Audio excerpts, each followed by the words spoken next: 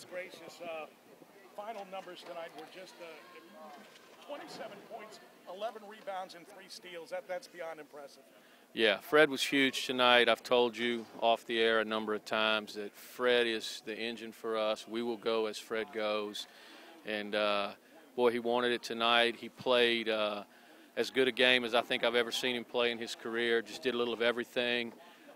Some of those plays defensively late in the game were just huge. Took 2 charges on their best player, their leading scorer. Just tremendous. He played on both ends of the floor and was a dominant force on both ends of the floor. Couldn't be prouder of Fred.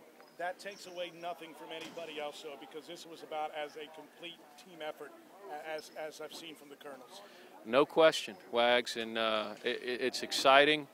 The post-game talk just now was you guys are capable of doing anything you set your minds to. You got to believe in yourselves. You got to show up every night with this on your mind, intending to do this to someone.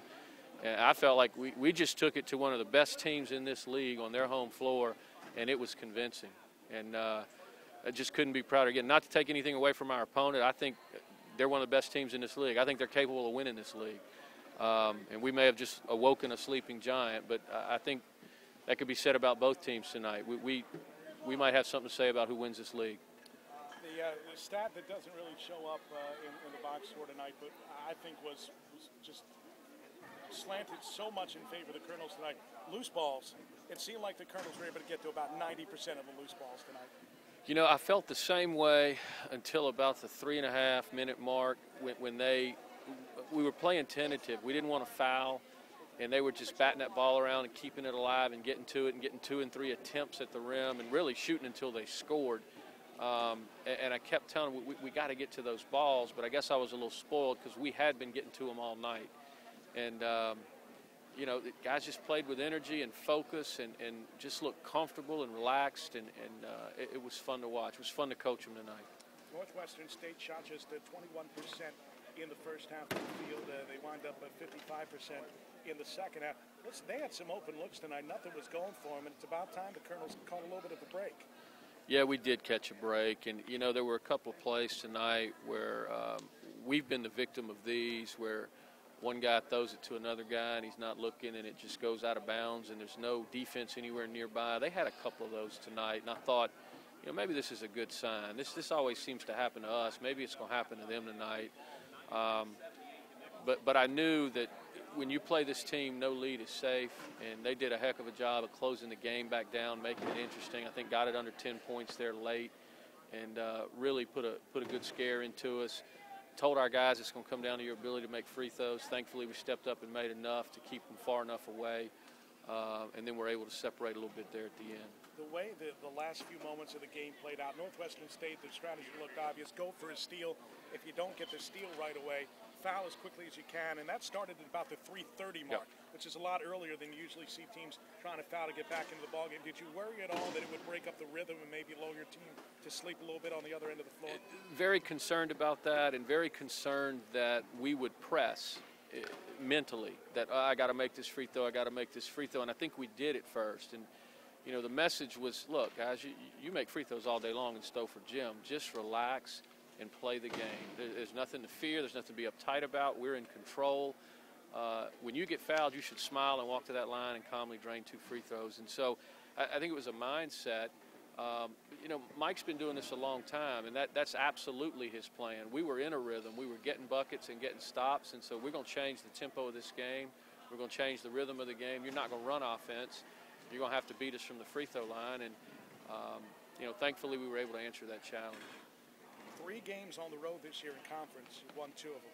That's not many teams in the league have done that. We had a lot of practice playing on the road in the preseason, Wags. Seriously, how much has that helped?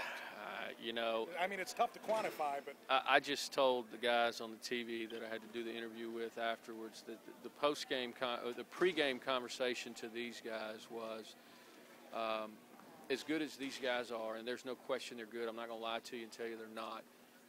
And they're very capable of beating you and beating you badly. But they're not better than Michigan State. They're not better than Vanderbilt. They're not better than Missouri. They're not better than Utah State. Just go compete. You were in those games. You competed with those teams. Take the same attitude to the floor today and just go compete, and let's see what happens. Well, we liked the way it felt at halftime. We talked about how the game was going to get more physical and more intense, and we needed to step it up.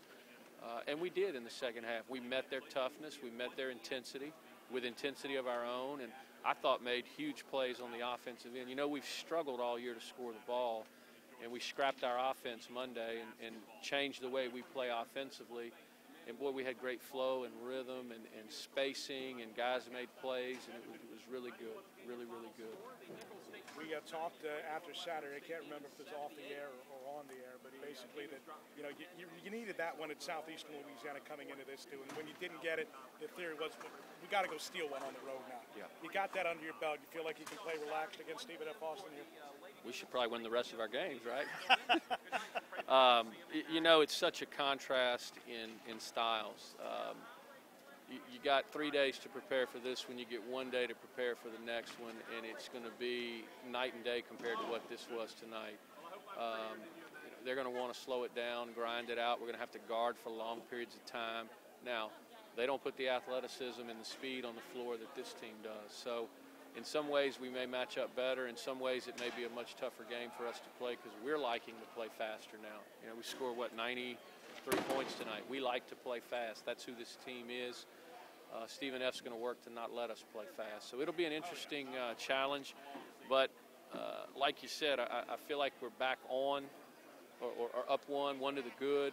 So you do have a little more margin for error. And, you know, hopefully that allows us to go in there with a little swagger and a little confidence and see if we can't pull off the upset, hand Stephen F. their first loss. I assume they won tonight. They did. They beat Southeastern by 12.